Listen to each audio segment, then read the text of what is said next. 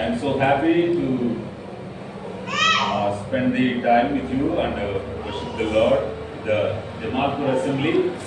मुझे काफ़ी खुशी हुई कि मैं आज आप लोगों के साथ प्रभु की स्तुति महिमा करने के लिए यहाँ हूँ। Thank you for your warm welcoming and hospitality. आपकी आदर सत्कार के लिए मैं आपको धन्यवाद देना चाहता हूँ। Please do remember us in your valuable prayers also. At the Andhra Pradesh, we are serving the Lord with family. Please हमें अपने प्रार्थना में याद करेगा। मैं आंध्र प्रदेश में प्रभु की सेवकाई करता हूँ। I feel very happy to travel with Brother Johnson for the ministry in the North India. मुझे काफ़ी खुशी है कि मैं ब्रदर जॉनसन के साथ नॉर्थ इंडिया में सेवकाई करने यहाँ आया हूँ। For the short meditation, we read the portion from the Galatians chapter 2 verse 20. हम एक मनन के लिए हम लोग निकालेंगे गलातियों उसका दूसरा अध्याय उसका 20 वर्ष। Galatians chapter 2 verse 20. गलातियों उसका दूसरा अध्याय उसका 20 वचन। किसी को मिले तो पढ़ लीजिए। मैं मसीह के साथ क्रूस पर चढ़ाया गया हूँ। अब मैं जीवित न रहा, पर मसीह मुझ में जीवित है और मैं शरीर में अब तो जीवित हूँ और केवल उस विश्वास से जीवित हूँ जो परमेश्वर के पुत्र कर गया, जिसने मुझसे प्रेम किया और मेरे लिए अपने आप को दे दिया। May the Lord bless these words and speak to us. परमेश्वर इस पढ़े गए वचन को पर आशीष दे। और This is the personal testimony of the Lord's servant Paul. ये एक व्यक्तिगत गवाही है पौलुस के बारे में। The Lord called him to serve in different places. The people, those who are not knowing Christ Jesus. परमेश्वर ने पौलुस को उन जगहों पे बुलाया सेवकाई करने के लिए जहाँ वो परमेश्वर को नहीं जानते थे। He obeyed the call of Jesus Christ and he offered his life to live for his glory. उसने उस पुकार को एक्सेप्ट किया और वो सेवकाई करने के लिए गया। Today we also read the same portion and the Lord is also expecting like Paul to us also. हम इस वचन को दोबारा देखेंगे और परमेश्वर चाहता है कि हम भी पौलुस के जैसे सेवकाई करें। In the same way we read another portion from the Proverbs chapter 3 verse 6. हम एक और वचन पढ़ेंगे नीति वचन उसका तीसरा अध्याय। Proverbs chapter 3 verse 6. नीति वचन उसका 3 और उसका 6। उसी को स्मरण करके सब काम करना, तब वह तेरे लिए सीधा मार्ग निकालेगा। Submit to his authority in all your conduct. उसी को स्मरण करके उसको करके सब काम करना। The children of God, we must submit to God in all our conduct. परमेश्वर के संतान होने के कारण हमें अपना सब कुछ परमेश्वर को देना है। We must give God authority over all our lives. हमें अपने जीवन के हर एक क्षेत्र में परमेश्वर को प्रायोरिटी देना है। प्रभुता देना है। Those who became the children of God, they should not say, I like. That means they should not live as they like. अगर आप परमेश्वर के संतान हो तो आपको ऐसा नहीं बोलना है कि मैं अपना जीवन खुद के द्वारा व्यतीत करूं। The term I must die in their lives and they have to live for the glory of God. हमें परमेश्वर के महिमा के लिए जीना है। In our lives, we must do the God's will only. हमारे जीवन में हमें वही करना है जो परमेश्वर चाहता है। God's will must be fulfilled in our life. परमेश्वर की इच्छा हमारे जीवन से पूरी हो। We see the example about our Lord and Savior Jesus Christ in John's Gospel, chapter 5, verse 30, and chapter 6, verse 38 also. हम इस उदाहरण के लिए हम यूहन्ना उसका 5:30 और 6:38 में देख सकते हैं। In that portion we read about our Lord Jesus Christ. He himself says, I am doing not my own will. I am doing my Father's will. उन वचनों में यीशु मसीह खुद कह रहा है कि मैं अपने ही नहीं, मैं परमेश्वर के कामों को कर रहा हूँ। The words which I speak now, that is not my words, that words are from my Father. जो मैं बोल रहा हूँ वो मेरे शब्द नहीं है बल्कि वो परमेश्वर के हैं। How great this example of our Lord Jesus Christ. कितनी अद्भुत उदाहरण है यीशु मसीह के। As a children of God in our daily life, we also ought to speak according to the will of God. परमेश्वर के संतान होने के कारण हमें भी ऐसा ही बोलना है। We have to live according to His life, His will only. हमें अपना जीवन व्यतीत करना है परमेश्वर की इच्छा के अनुसार। Behavior is our daily life. हमारा जो व्यवहार है वो हमारा प्रतिदिन दिन का ये The life we live, that means the words which we speak, the look with our eyes, the actions and the thoughts and deeds, everything from that moment we wake up in the morning to the rest of the day. जो जीवन व्यतीत करते हैं अपने बोल के द्वारा, अपने सोच के द्वारा, अपने कर्मों के द्वारा, अपनी सुबह से लेके पूरे दिन तक। Our behavior is the use of our body parts. हमारा जो व्यवहार है वो परमेश्वर हमारे शरीर का एक प्रकटीकरण है। हमारा प्रकटीकरण। Yeah.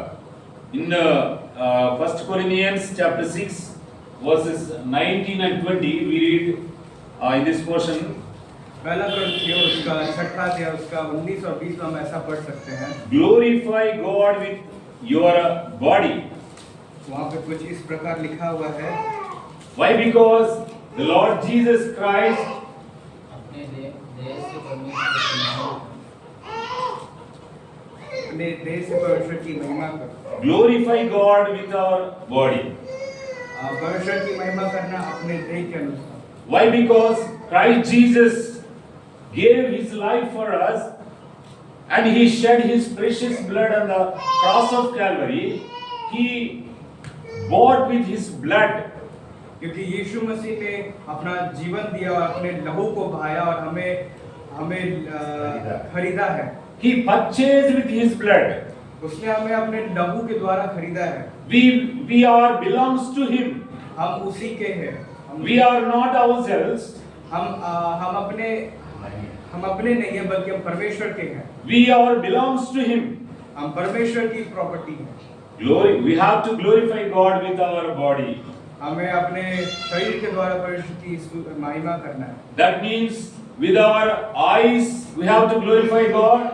इसका मतलब कि हमें अपने आंखों के द्वारा परमेश्वर की महिमा करना है। With our ears we have to glorify God. अपने कानों के द्वारा परमेश्वर की महिमा करना है। With mouths, lips and tongues we have to glorify God. हम अपने जीभ के द्वारा परमेश्वर की महिमा करना है। With our hands and legs we have to glorify God. हम अपने हाथों और पैरों के द्वारा परमेश्वर की महिमा करना है। When we observe our whole body, we can find all these organs in our body. हम अपने जब शरीर को देखते हैं तो हम देख सकते हैं कि सारे बॉडी पार्ट्स हमारे शरीर में हैं। What are the body parts? Our body parts. हमारे शरीर के अंग क्या हैं? What are the body parts? We can say these are our eyes. What we say in Hindi? Our eyes. Ang. Okay. Next, with our lips, with our mouth, or with our tongue. What we can say in Hindi? Mouth. Move. Lips. More. Tongue. Jeev. With all this, we have to glorify God. And again, हमें इन सब के द्वारा परमेश्वर को महिमा देना है। and again with our ears, और फिर से हम अपने कानों के द्वारा we have to glorify God. परमेश्वर की महिमा करना है। With our hands, अपने हाथों के द्वारा we have to glorify God. हमें परमेश्वर की महिमा करना है। With our legs, we have to glorify God. अपने पैरों के द्वारा परमेश्वर की महिमा करना है। With our whole body, we have to glorify God in our daily life. हमें पूरे अपने शरीर के द्वारा परमेश्वर की महिमा करनी है। I'll share one by one. मैं If एक the एक time permits, I close all these things. Otherwise, I'll stop where the time ends. मैं एक एक करके ये सब बातें आपके बीच में बताऊंगा। The first one is our eyes. पहला है हमारा आँख। All the children of God must listen carefully and check. We have to check our life, how we are using our eyes in our daily life. परमेश्वर के बच्चे होने के नाते हमें बातों को देखना और देखना है कि क्या हम अपने आंखों के द्वारा ऐसा कर रहे हैं। Our eyes must be controlled by the Lord Jesus Christ. हमारा आंख जो है वो परमेश्वर द्वारा नियंत्रण होना चाहिए। That means our eyes should work under the authority of God. इसका मतलब कि परमेश्वर हमारे आंखों को नियंत्रण करेगा। We should not use our eyes according to our will, our wish. हम अपने आंखों को अपने विल के द्वारा इच्छा के अनुसार नहीं यूज कर सकते। In Matthew chapter 6 verse 22 and 23 we read like this. मत्ती उसके 6 अध्याय उसके 22 और 23 में हम ऐसा पढ़ सकते हैं। As the eye is the lamp of the body, if your eye is single, your whole body will be enlightened. If your eyes are bad, your whole body will be dark.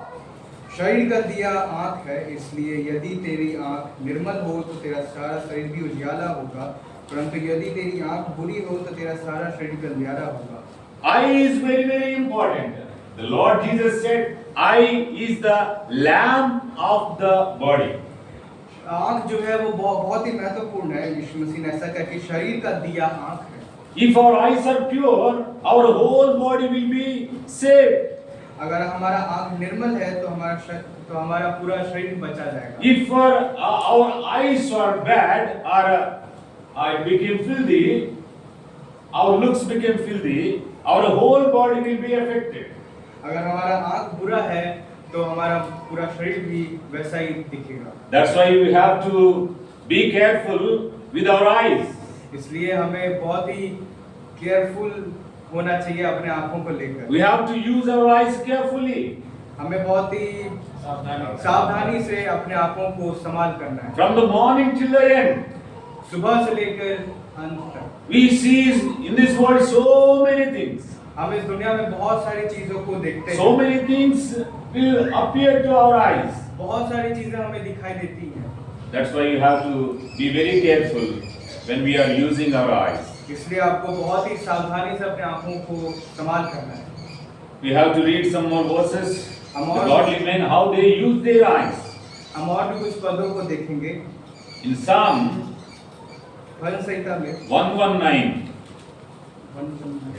119 verse 37. उसके 37वें पद को पढ़ेंगे।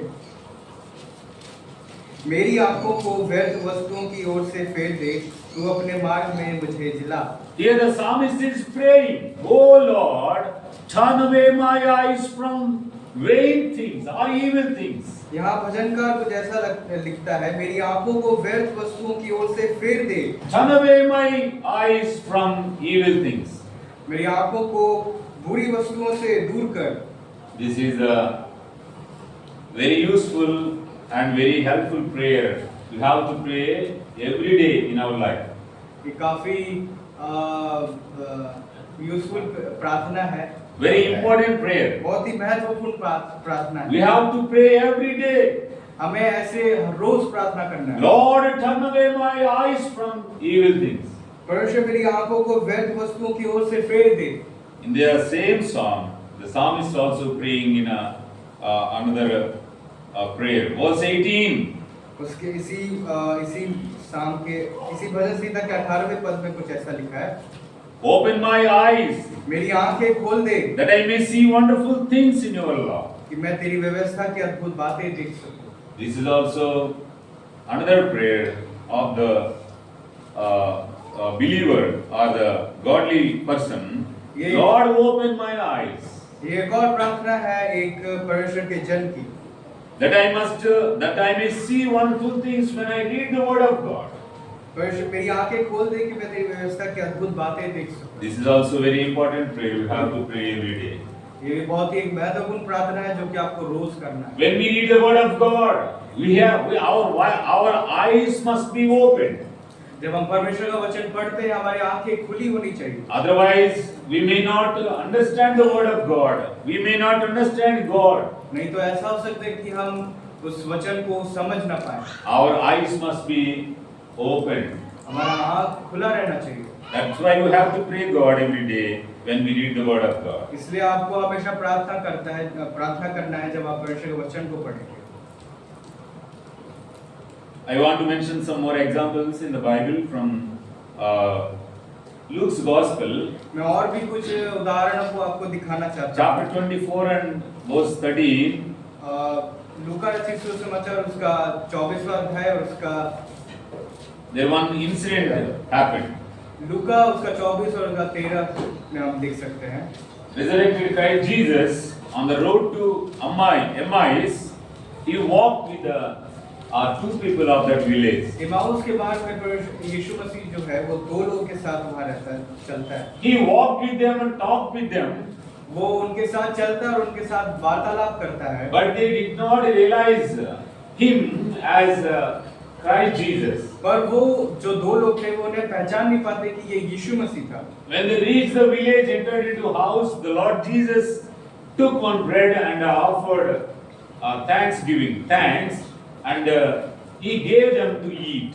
जब वो उस गांव में गए, उस घर में गए, तब यीशु मसीह ने रोटी तोड़ी, धन्यवाद दिया और उन्हें दिया। When they eat the bread, जब उन्होंने वो रोटी खाया, their eyes were opened. उनकी आंखें जो है वो खुल गई।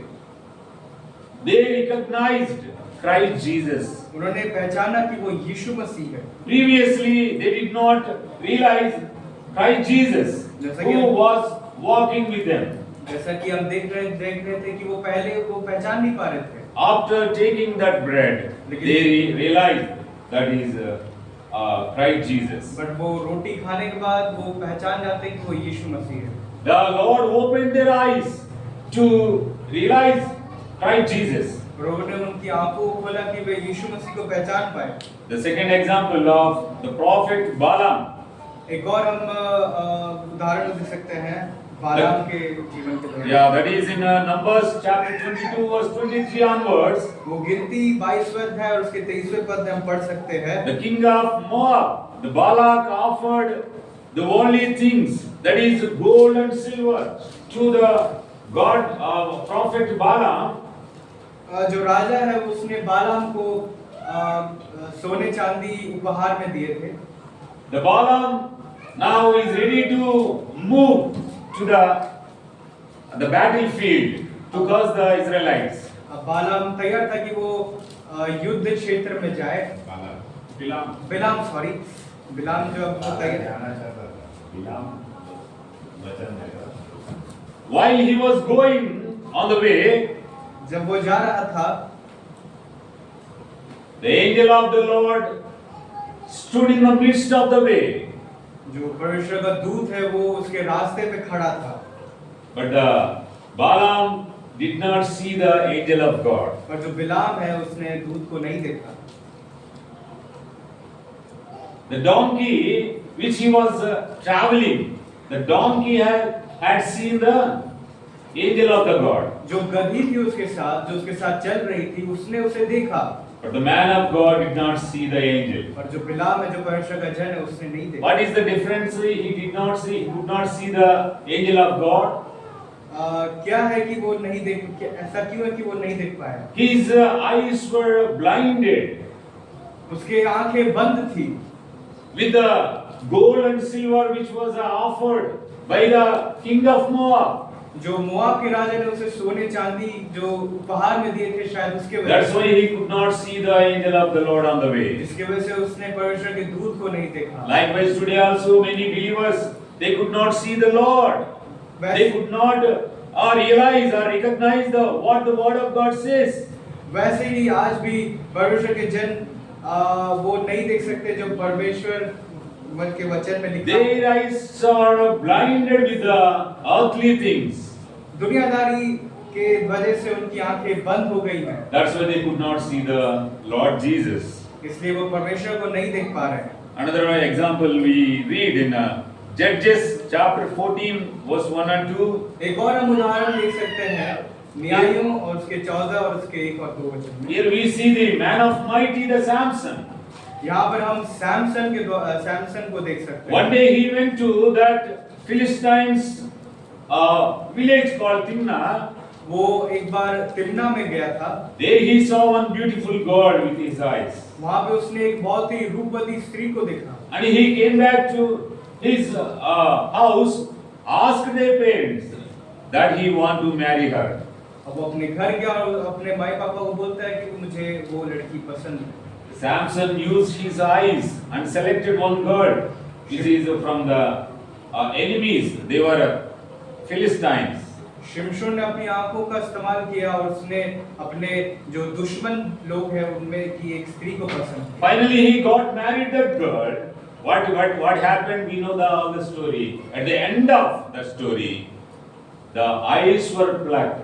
Samson's eyes were plucked out by the Philistines. हम देख सकते हैं कि उसने उस लड़की के साथ शादी किया और अंत में हम देख सकते हैं उसके जीवन में How Samson used his eyes. कि सिमशोन ने अपनी आंखों को कैसे यूज किया। According to his will, according to his desire, Samson used his eyes and lost his eyes at the end. वो अपनी आंखों को अपनी इच्छा के अनुसार इस्तेमाल किया और उसने अपनी आंखों को खो दिया। Dear brethren, we have to be very careful how we are using our eyes. प्रिय भाइयों और बहनों, हमें बहुत ही सावधानी से हमें देखना है कि हम अपने आंखों को इस्तेमाल करें। In Job chapter 31 verse 1 we read like this. अय्यूब उसके 31 और 1 में हम ऐसा पढ़ सकते हैं। The Job says, I have made a covenant with mine eyes. वहाँ पे ऐसा लिखा, मैंने अपनी आंखों के साथ वाचा बांधी है। How can I see a young girl? फिर मैं किसी कुमारी पर कैसे I have made a covenant with my eyes. मैंने अपनी आंखों के साथ वाचा बांधी है। Dear brethren, प्रिय भाइयों, how we are using our eyes in our daily life. हम अपनी आंखों को कैसे इस्तेमाल कर रहे हैं अपने प्रतिदिन जीवन में। Here and there some believers are asking, dear brother, our pastor, can we watch movies and serials? कुछ परमेश्वर के जन है जो पूछते हैं कि ब्रदर क्या हम मूवी सिनेमा देख सकते हैं। Some of the evangelists from other denomination, they are also arguing what is bad when we see the films. जो इवेंजलिस्ट हैं, Cinemas. जो इवेंजलिस्ट हैं अलग-अलग डिनोमिनेशंस के, वो लोग भी इस बात पे आर्ग्यू करते हैं कि बुराई क्या है। It is not at all bad when we watch movies and serials. We will take the good portion of that. What is bad, we will leave it. इसमें बुराई नहीं है कि जब हम कोई मूवी देखते हैं तो उसके हम कुछ अच्छे पोर्शन को भाग को देखें। What you will say? Are you agree with that statement? क्या आप इस बात पे आग्रह करते हो? सहमत हैं? The worldly people, they are fulfilling their own desires. तो संसारिक लोग हैं वो अपने इच्छा के अनुसार अपने जीवन को व्यतीत करते हैं। After watching those movies, they stand in front of the congregation of the church. They are also using the same dialogues. उन फिल्म्स को देखने के बाद वो परमेश्वर के कलीसिया में भी उन्हीं बातों को बोलते हैं। Delivering message to God's people in the same way. जब वो वचन को प्रचार करते हैं वैसे ही जैसे उन्होंने मूवी देखा वैसे ही करते हैं। Is it right in the presence of God? क्या ये सही है परमेश्वर के उपस्थिति में? Today many people are engaged in watching movies, serials and TV shows, and recording dances and playing games. आज काफी लोग इन सब बातों में हैं, वो लोग मूवीज देखते हैं, सीरियल्स, टीवी शोज देखते हैं। They are wasting whole time by watching those filthy things with their own eyes. वो अपने समय को व्यर्थ गवा रहे हैं इन सब चीजों में। We have to be very careful how we are using our eyes. आपको बहुत ही सावधानी बरतना है। We have to spend more time in the presence of God, and we have to read the word of God with our eyes. हमें अपने time को परमेश्वर के उपस्थिति में देना है। In Psalm 19 verse 8 we read like this, भजन संहिता उसके 19 अध्याय उसके 8 में हम ऐसा पढ़ सकते It हैं। is the word of God that enlightens our eyes. ये परमेश्वर का वचन है, यहोवा के उपदेश सिद्ध है, हृदय को आनंदित कर देते हैं। The word of God is powerful to open our eyes to see the Lord and to understand the word of God. परमेश्वर का वचन इतना पावरफुल है कि वो हमारे आंखों को खोल दे। That's why we have to be very careful and we have to know how to use our eyes. इसलिए हमें बहुत ही सावधानी बरतना है और अपने आंखों को यूज करना है। In Matthew Gospel chapter 5 verse 28, the Lord Jesus said like this. मत्ती उसके 5 और उसके 28 में यीशु मसीह कुछ ऐसा बोलते हैं। Chapter 5 verse 28. A lustful look is adultery.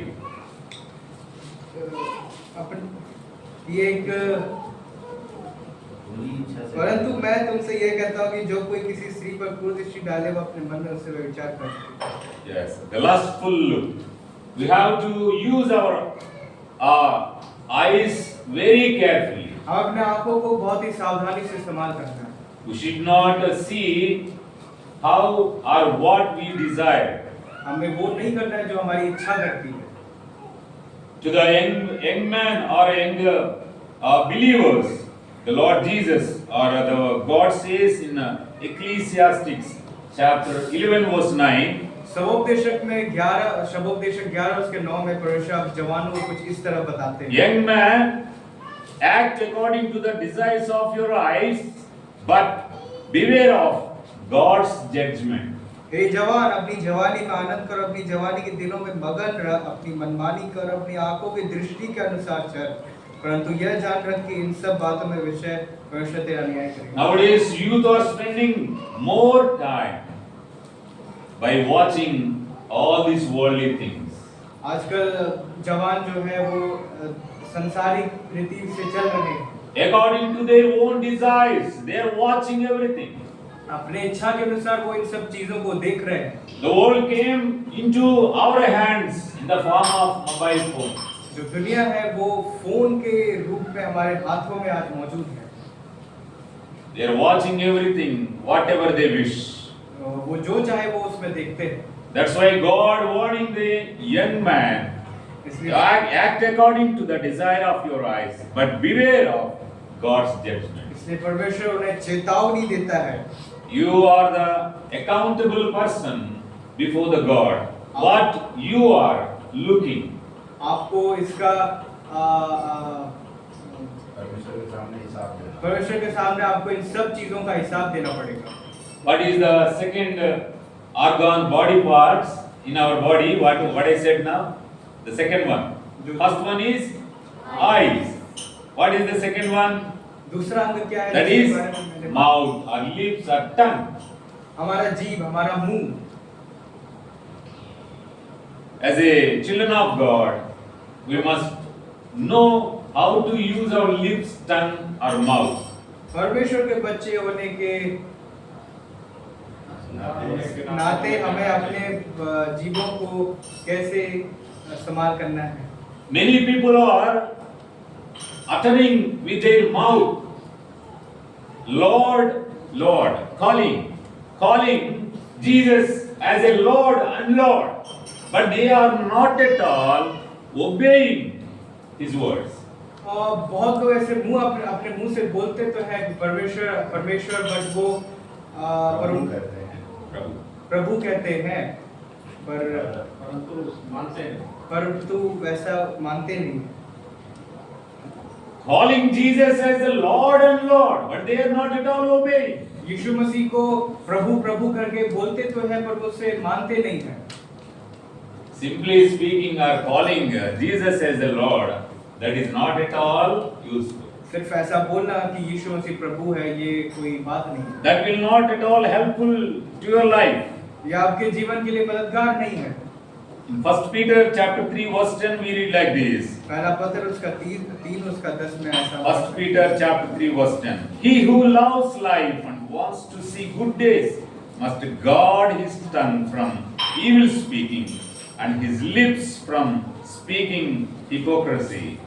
जो कोई जीवन की इच्छा रखता है और अच्छे दिन देखना चाहता है, वो अपनी जीभ को बुराई से और अपने होठों पर छल की बातें करने से रोके रहे। Children of God ought to know how to use our lips, tongue. परमेश्वर के संतानों को अपने जीभों को नियंत्रण में रखना चाहिए। In the same way, the Ecclesiastes chapter 5 and verse 2 we read like this. This is another warning to the children of God. सबोपदेशक उसके 5 और उसके 2 में भी एक और चेतावनी है। Do not let your heart be hasty to speak in the presence of God rashly. God is in heaven and you are on earth, so your words should be few. बातें करने में उतावली न करना और अपने मन से कोई बात उतावली में परमेश्वर के साथ निकालना, क्योंकि परमेश्वर स्वर्ग में और तू पृथ्वी पर है, इसलिए तेरे वचन थोड़े ही। When we come before the presence of the Lord, जब हम परमेश्वर की उपस्थिति में आते हैं, we must be very careful what we are speaking, what is coming out of our mouth. हमें बहुत ही सावधान रहना है कि हम अपने मुंह से क्या क्या बोल रहे हैं। Unknowingly, we should not speak unknowingly. हमें अनजाने में कुछ बोल नहीं देना है। We have to be very careful what is our words. हमें बहुत ही सावधान रहना है कि हम क्या बोल रहे हैं। We must know that we are in the presence of the Lord. हमें ये जाने रखना है कि हम परमेश्वर की उपस्थिति में। When we are at our home, we can talk as you or I like. जब हम अपने घर में होते हैं तो हम वैसे बात कर सकते हैं जैसा हम चाहते हैं। But when we are in the presence of the Lord, that is the house of the Lord. और जब हम परमेश्वर की उपस्थिति में होते हैं, जो परमेश्वर का घर है, We have to be very careful. हमें बहुत ही सावधान रहना है। You should not at all speak unknowingly whatever comes out of your mouth. अनजाने में हम कुछ ऐसा ना बोल दें। Why? Because that is the presence of the Lord. क्यों? क्योंकि हम परमेश्वर की The God is in heaven परमेश्वर जो है वो स्वर्ग में and है we are on earth. और हम पृथ्वी में हैं। Our words must be less or very few. इसलिए हमारे वचन थोड़े ही। The same way in the James also chapter 1 verse 19. याकूब उसका 1 और 19। He also giving as a warning to the believers. वो यहाँ James 1:19. याकूब उसका 1 और 19 में, My beloved brothers, मेरे प्रिय भाइयों, because you know this, क्योंकि तुम ऐसा जानते हो, every man should be quick to listen, हर एक मनुष्य सुनने के लिए तत्पर और slow to speak. बोलने में धीरे और क्रोध में धीमा। Every person, when we are in the presence of the Lord, हर एक व्यक्ति जब हम परमेश्वर की उपस्थिति में हो, we should be quick to listen, हमें सुनना है जल्दी, slow to speak.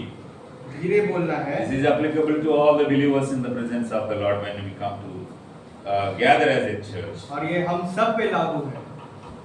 And again, in the same letter, James chapter 3 verse 6, we read like this. इसी के 3 अध्याय में और उसके 6 पद में ऐसा The पढ़ते हैं, tongue is a fire. जीभ भी एक आग है। The tongue is a world of sin lodged in our body. It defiles the whole body. जीभ जो है वो हमारे पूरे शरीर को दर्शाता है। He is comparing tongue with the fire. तो यहाँ पे जीभ को आग से तुलना किया गया है। That is a very very dangerous body part in our body. वो बहुत ही एक खतरनाक अंग है हमारे शरीर का। That's why we have to be very very careful when we use our tongue. इसलिए हमें बहुत ही सावधानी से जीभ को इस्तेमाल करना। जीभ का इस्तेमाल करना। It defiles the whole body. ये हमारे पूरे शरीर को दर्शाता है, That's why अशुद्ध करता है। शुद्ध करता है। that's why we have to be very careful when we open our mouth. इसलिए हमें बहुत ही सावधान रहना है कि जब भी हम अपने मुंह को खोलें। We read one example in Numbers chapter 20 verse 10. एक और उदाहरण देख सकते हैं गिनती और उसके 20 अध्याय में। Here mentioned about the life of Moses. यहाँ पे मूसा के जीवन को दर्शाया गया है। That also mentioned in Psalms 106 verse 33 also. The same portion is mentioned. ऐसा ही सेम चीज हम भजन संहिता उसके 106 उसके 33वें वर्ष पद में देख सकते The हैं। Moses spoke in front of the godly people or Israelites. मूसा जो है वो इजरायलियों के सामने बोलता है। Only once he used the word rebel. सिर्फ एक ही बार वो इस शब्द को बोलता है विरोध विद्रोह। He spoke only once. वो एक ही बार इस बात को बोलता है। He spoke rashly to the children of God. वो काफी लापरवाही से इस बातों को बोलता है। Only once, only one word. He spoke rashly and he told, "You are rebellious." केवल एक बार वो इस बात को बोलता है और वो बोलता है कि तुम लोग विद्रोह। What God said to Moses, you tell me. परमेश्वर ने मूसा को क्या बताया बोला, आप मुझे बताइए। Only once and one word to the children of God. What the God said to Moses. केवल एक बार जो उसने इस्राएलियों को बोला, परमेश्वर ने क्या बोला मूसा? I am not going to allow you to land in the what is that promised land. You will not enter. I am not permitting you to enter the land of a promised land. परमेश्वर ने मूसा को ऐसा बोलता है कि तू उस वाचा कनान में नहीं जाने पाएगा। How the Lord takes it seriously. परमेश्वर इस बात को बहुत ही सीरियसली लेते हैं। The great man, the great leader who brought the Israelites out of the bondage. मूसा जो कि एक बहुत ही ग्रेट लीडर था जिसने इजरायलियों को मिस्र से लेके आया था। With one word, the Lord stopped him not entering to the promised land. केवल उसके एक शब्द के कारण परमेश्वर ने उसको उस वादे से उसे कनान देश जाने से रोक दिया। Then what about us, brothers? हमारे लिए क्या है? How we are using our mouth, lips, or tongue? हम अपने जीभों को, हम अपने मुंह को कैसे इस्तेमाल करते हैं? How many times we slip our tongues?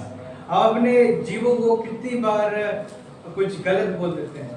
Using according to our own desire and speaking whatever we wish. अपनी इच्छा के अनुसार बोलते हैं जो हम चाहते हैं।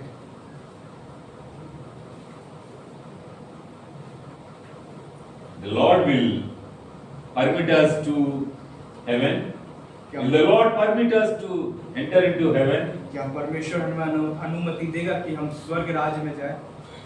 We have to check our words. हमें ये देखना पड़ेगा अपने शब्दों को। And we will move fastly to another part of our body. अपने दूसरे अंग में जाएंगे। Third one is our ears. तीसरा जो है वो हमारा कान है। The Lord giving a one, what we can say,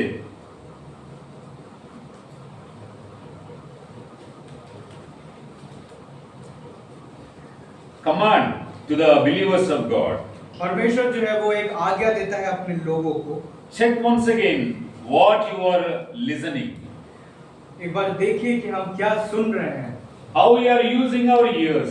हम अपने कानों को कैसे इस्तेमाल कर रहे हैं? Our ears are very, very important organs in our body. हमारा जो कान है वो बहुत ही एक महत्वपूर्ण अंग है हमारे शरीर In का। Romans chapter 10 verse 17, we read like this. रोमी उसके 10 और उसके 17 में वैसा पढ़ सकते हैं। Hearing leads to faith. विश्वास सुनने से और सुनना मसीह के वचन से Hearing होता है। comes from speaking about Christ Jesus. विश्वास सुनने से और सुनना मसीह के वचन से होता है। That's why we have to be very careful what we are listening. इसलिए हमें बहुत ही सावधान रहना है कि हम क्या As a children of God, we have to listen the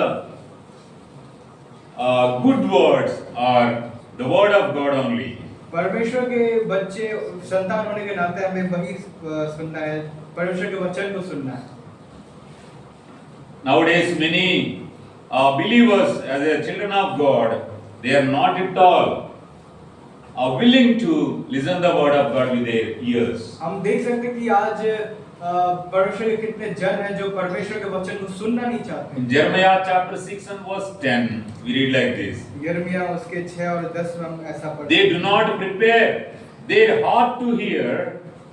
There is no joy in the word. That's why they could not hearing the God's word. वो परमेश्वर के वचन पे ध्यान नहीं लगाते। Children of God, we have to prepare our heart to listen the word of God. परमेश्वर के संतान होने के नाते हमें अपने मन को तैयार करना है परमेश्वर के वचन सुनने के लिए। We feel the joy to listen the word of God. हमें खुशी होना चाहिए परमेश्वर के वचन सुनने में। Otherwise, we cannot listen the word of God. नहीं तो हम परमेश्वर के वचन को सुन नहीं सकते। That's why we have to be very careful what we are listening. इसलिए हमें बहुत ही सावधानी बरतना है कि हम क्या सुन रहे हैं। The fourth organ is our hands. और जो चौथा अंग है वो हमारा हाथ In है। Colossians chapter 3 verse 17, कोलोसियों उसका तीसरा अध्याय उसके 17 पद में children of God, whatever we do in word or deed, we have to do it in all His name. जो भी हम काम करते हैं वो परमेश्वर के लिए करें। Whatever we do with our hands, हम जो भी अपने हाथों के द्वारा करते हैं we have to do in the name of Jesus Christ for the glory of God only. हमें परमेश्वर की महिमा के लिए करना है। That means, as a believers, as a children of God, we have to use our hands for the glory of God. इसका मतलब कि हमें परमेश्वर के संतान होने के नाते हम अपने हाथों को परमेश्वर की महिमा के लिए इस्तेमाल In Ecclesiastes chapter 9 verse 10, we read like this: whatever the work you find, we have to do with all the power and might. श्रमोपदेशक उसके 9 और उसके 10 में ऐसा लिखा है, जो काम तुझे मिले उसे अपनी शक्ति भर करना। As a children of God, we have to use our hands for the glory of God. परमेश्वर के संतान होने के नाते हम अपने हाथों को परमेश्वर के लिए इस्तेमाल करना है। When we see the poor people, otherwise the poor believer who is coming to our house, or the poor believer in the assembly, जब हम देखते हैं कि जब एक गरीब विश्वासी कलीसिया में आता है, when the Lord is blessing our family, जब परमेश्वर हमारे परिवार को आशीष देता है, we are well to do, जब हम अच्छा कर सकते हैं, that means we are rich, इसका मतलब हम अमीर हैं। we have to stretch our hands and we have to give the needy. अपने हाथों को बढ़ाना है और उन लोगों को मदद करना है। We should not fold our hands. हम अपने हाथों को अपने मुट्ठी को बंद नहीं करना We should है। not close our hands. हम अपने हाथों को बंद नहीं करना We है। have to stretch our hand and open our hands, and we have to give the needy people or poor people according to their needs. हम अपने हाथों को बढ़ाना है और उन्हें खोलना है और उन लोगों को मदद करना है। That we should practice in our homes or our daily life, in our assembly also. अपने जीवन में और अपने कलीसिया में हमें इन सब बातों को करना है। In the same way, we have to use our feet. ऐसे ही हम अपने पैरों को भी इस्तेमाल करना है। We have to use our feet for the glory of God. हम अपने पैरों से परमेश्वर की महिमा करने पाए। We have to walk according to the way or according to the word of God in our daily life. हमें परमेश्वर के राह पे चलना है। We should not go whatever our heart leads to. हमें अपने इच्छा अनुसार वहां नहीं जाना है। Whatever we wish, जो हम चाहते हैं वैसा नहीं। we should not visit that place. हमें उस जगह नहीं जाना है। We should not wander here and there.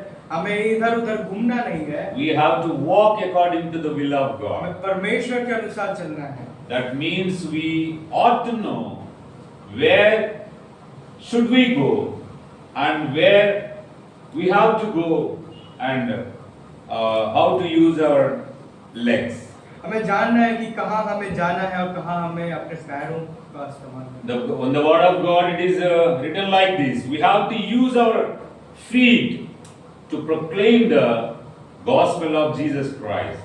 परमेश्वर का वचन बोलता है कि हम अपने पैरों को इस तरह इस्तेमाल करें कि हम परमेश्वर के सुसमाचार को सुनाने पाएं। We have to walk in the way of the Lord.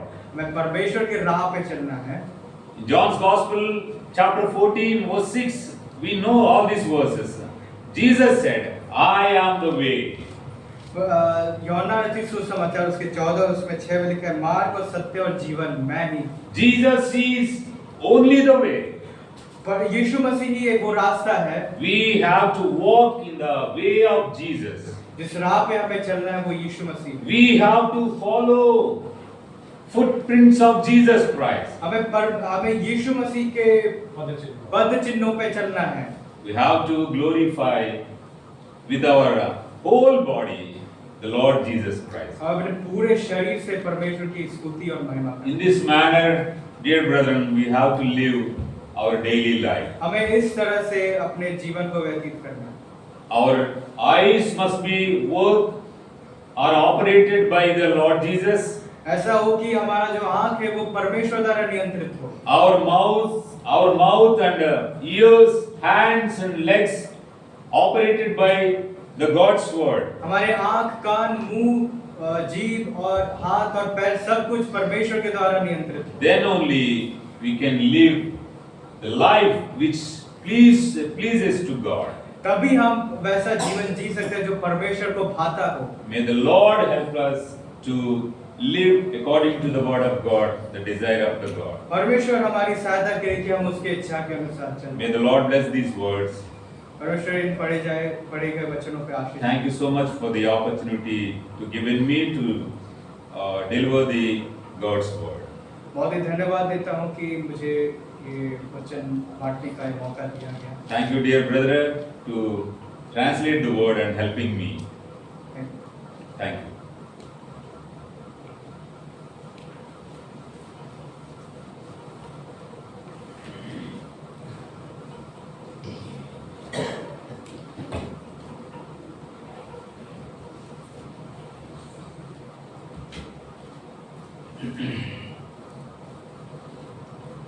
परमेश्वर का हम धन्यवाद देते हैं। परमेश्वर के दास के द्वारा परमेश्वर ने बहुत ही सुंदर तरीके से हमें परमेश्वर के वचन से बताया गया। परमेश्वर की पवित्र आत्मा अवश्य हम सबके हृदय से बातें किया, इसलिए हम परमेश्वर का धन्यवाद देते हैं। और परमेश्वर हमारी मदद करे। हम लोगों ने देखा किस प्रकार हमारा शरीर परमेश्वर का द्वारा अपने लहू से खरीदा गया, क्योंकि अगर प्रभु हमारे लहू से नहीं खरीदता है शरीर को, तो हम इस शरीर के साथ हमारा आत्मा सब कुछ कहाँ चला जाता है? नरक के दंड। लेकिन प्रभु ने हमें उस नरक के दंड से बचाया है, बड़ा कीमत दिया है। तो ये जो प्रभु ने चुकाया है कीमत, हमको अपना बना लिया है, तो अब हमको प्रभु का वचन के अनुसार चलना है, जीना है, देखना है, सुनना है, बोलना है, काम करना है और जाना भी कहाँ है। सब कुछ हम प्रभु का महिमा के लिए, उसके हम अपने नहीं हैं उसके, लेकिन हम अभी भी बहुत देखते हैं, हम अपनी इच्छा के अनुसार चलते हैं, बोलते हैं, देखते हैं, सब इन सारे बातों के द्वारा परमेश्वर को नाम को निंदा का कारण बनते हैं, ठोकर का कारण बनते हैं। लेकिन परमेश्वर दया करने वाला है, क्षमा करने वाला है। प्रभु के पास आए, पश्चाताप करके क्षमा करें, प्रभु हमें क्षमा करे और प्रभु हमें सामर्थ्य देगा इंसान उसकी इच्छा के अनुसार चलने के लिए।